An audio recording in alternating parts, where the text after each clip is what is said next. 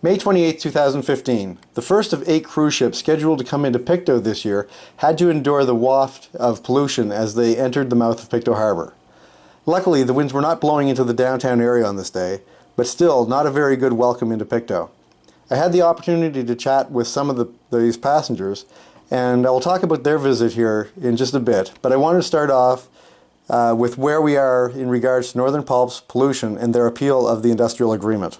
Key points in Northern Pulp's appeal in regards to the industrial agreement are that they want no limits on mill production, they want to be able to double the limits on particulate matter emissions, and they want to drop conditions limiting chemicals in the wastewater. They also want the government to pick up the tab on production of a new wastewater treatment facility to replace Boat Harbour that was legislated to close in 2020. Northern Pulp has been running ads on our local radio station, ECFM. In it, they've mentioned that with the planned maintenance closure that they have timed with the installation of their electrostatic precipitator that's designed to reduce the particulate matter emissions from their power boiler, that to show their level of commitment to the environment, they will not start operations again until it is up and running properly. This does show their level of commitment. They spent the past few years ridiculously exceeding emissions limits because they were allowed to under the compliance order, which allowed them to exceed limits while they were working to come under compliance. Their level of commitment was to do as little as possible until the final day.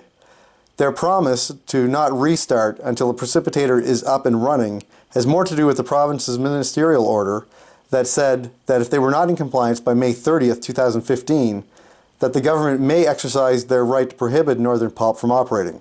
A new ministerial order was released on May 28, 2015, that says that operations at the mill will not resume until the installation of the precipitator is complete.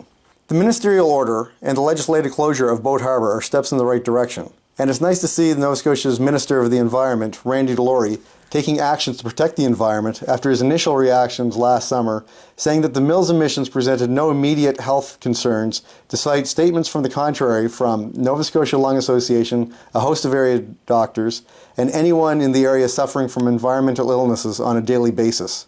What worries me in all of this is the money involved. 5 decades of money trumping health and the environment when it comes to whomever owned the pulp mill creates a healthy skepticism of how things may play out. The Nova Scotia government has earmarked $52 million for the cleanup of Boat Harbour that is expected to cost over $100 million.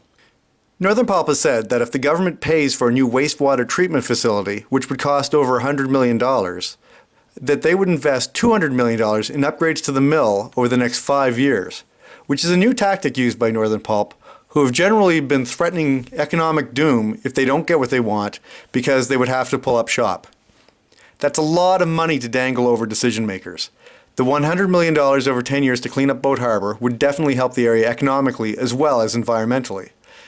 If the government were to pay for a treatment facility and Northern Pulp did invest in upgrades that would cost over $200 million, that brings the total of all of that activity to over $400 million, close to $500 million, while at the same time preserving jobs. That's really hard for someone to say no to, but the right answer is no, and here's why.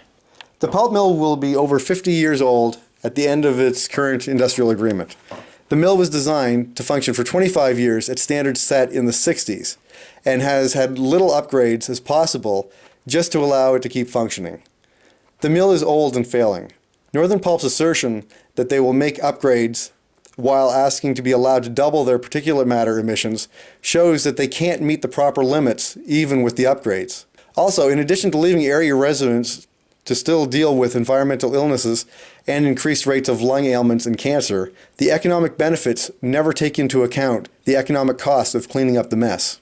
Now getting back to the cruise ship and its passengers. When I went downtown to get some footage for this video, I expected that I would overhear some visitors talking about the pollution in the mill and that I would have to apologize on behalf of the town. I was very pleasantly surprised not to hear one bad comment. The people that I talked to were very impressed with how charming Pictou's downtown was.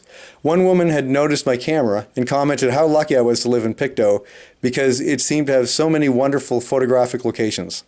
Another person mentioned how great the people were and saying that a gentleman driving by had stopped his car rolled down his window, and recognizing that she was a tourist from the cruise, told her about our old post office that has a window in the chimney and how this is a unique thing for North America.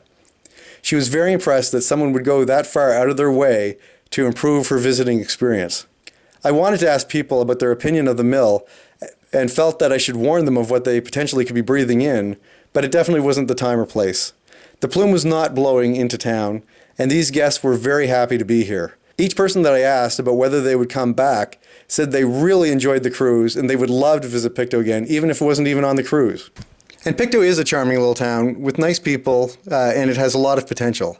These visitors saw that side of Pictou today, but we were lucky for that. If the winds had been blowing straight into the downtown core like it does so frequently, I'm sure that none of our guests would have cared about what we had to offer. One last takeaway that I got from going downtown yesterday.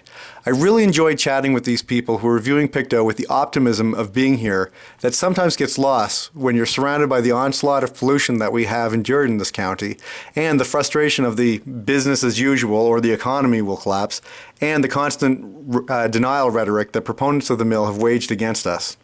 We are moving into an era of change in Pictou County, although we still have to be vigilant in educating ourselves about what's going on around us while keeping decision makers on task with making the right choices. We have to go into this with the same optimism that these tourists had and seize the opportunity to make sure that the change is for the best.